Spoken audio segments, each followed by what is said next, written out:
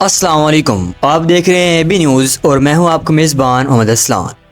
آج کی اہم خبر یہ ہے کہ لاطینی امریکہ کے ملک وینزویلا اور امریکہ کے درمیان کشیدگی ایک نئے مرحلے پر پہنچ گئی ہے۔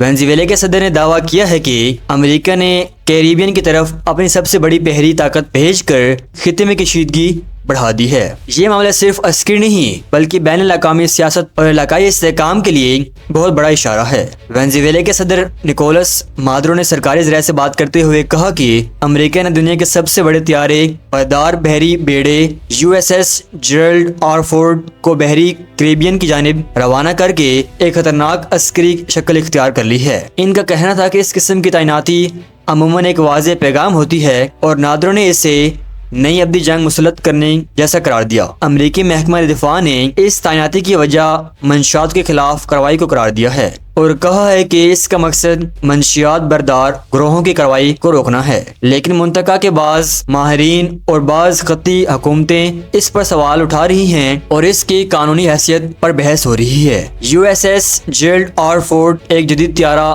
بردار جہاز ہے جو بہت بڑی فضائی حیثیت رکھتا ہے۔ اس پر درجنوں لڑاکے طیارہ باز ہو سکتے ہیں۔ خبروں کے مطابق یہ جہاز بحیرہ روم سے نکل کر کیریبین کی جانب منتقل کیا گیا ہے اور اس کے ساتھ بحری جنگی گروہ ابدوزیں اور جدید لڑاکا طیارے بھی تعینات کیے گئے ہیں۔ اسی دوران امریکی فورسز نے کیریبین میں متعددہ کارروائیاں بھی کی ہیں جن میں بقول امریکی عہدیداروں منشیات سمگلنگ میں ملوث بحری جہازوں کو نشانہ بنایا گیا ہے اور فضائی حملے بھی کیے گئے جن میں متعددہ افراد ہلاک ہوئے۔ امریکی موقف یہ رہا ہے کہ یہ کارروائیاں منشیات روٹ اور بین الاقوامی جرم کے خلاف ہیں اور اس ضمن میں سخت قدم اٹھا رہے ہیں۔ امریکہ کا کہنا ہے کہ اس کا اصل مقصد منشیات اور بین الاقوامی جرائم کو روکنا ہے۔ وہ دعویٰ کرتا ہے کہ علاقائی استحکام کے لیے ایسی کارروائیاں ضروری ہیں۔ دوسری جانب وینزویلا کے صدر مادورو اور ان کی حکومت اس تعیناتی کو ایک جرحانہ قدم مانتی ہے۔ ان کے نزدیک اس کا مقصد محض منشیات نہیں بلکہ وینزویلا کی حکومت کو کمزور کرنا یا داخلی سیاست میں مداخلت کا ایک چھپا ہوا منصوبہ ہے۔ مادورو نے عوام سے کہا ہے کہ وہ ہوشیار رہیں اور جو بھی حادثہ ہو وہ اپنے ملک کا دفاع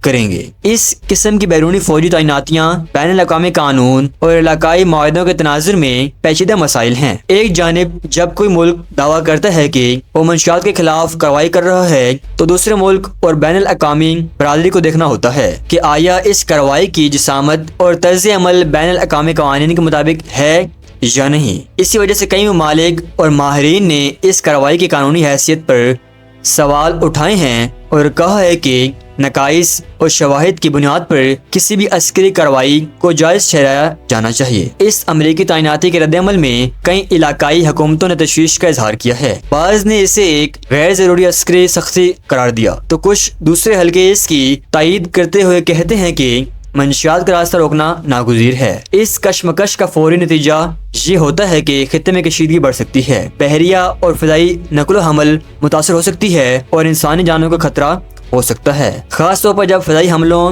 یا سمندری کارروائیوں میں جائیں نقصان کی خبریں آئیں۔ اگر یہ صورتحال یوں ہی بڑھتی رہی تو بڑے خطرات سامنے آ سکتے ہیں۔ پہلا، علاقائی غیر استحکام اور ممکنہ عسکری لڑائی کا بڑھ جانا جس میں حادثاتی جھڑپیں بھی بڑی جنگ کا باعث بن سکتی ہیں۔ دوسرا، انسانی اور معاشی سطح پر اثرات، یعنی سمندری راستوں کی بندش، تجارت میں خلل اور علاقے کے بندشوں کی نقل و حرکت میں مشکلات۔ سیاسی طور پر بھی ایسے اقدامات سے کشیدگی بڑھے گی اور سفارتی تعلقات متاثر ہوں گے۔ آگے یہ دیکھنے کی بات ہے کہ امریکی اپنی تعیناتی میں کتنی شدت دکھائے گا اور وینزویلا یا دیگر خطی ممالک کس طور کا رد عمل دیں گے۔ بین الاقوامی ثالثی، اقوام متحدہ کے فورمز یا علاقائی تنظیمیں اس میں بیچ میں آ سکتی ہیں یا صورتحال مذاکرات کے ذریعے قابو میں آ سکتی ہے، مگر اگر کوئی ٹھنڈی سفارتی حکمت عملی نہ اپنائی گئی تو حالات مزید کشیدہ ہو سکتے ہیں۔ یہ واقعہ دنیا کو یاد دلاتا ہے کہ عسکری طاقت اور سیاسی مفادات کی بنیاد پر کیے گئے فیصلے صرف فورس کے استعمال تک محدود نہیں رہتے، ان کے اثرات پورے خطے میں محسوس ہوتے ہیں۔ اس وقت ضرورت ہے کہ شواہد کی بنیاد پر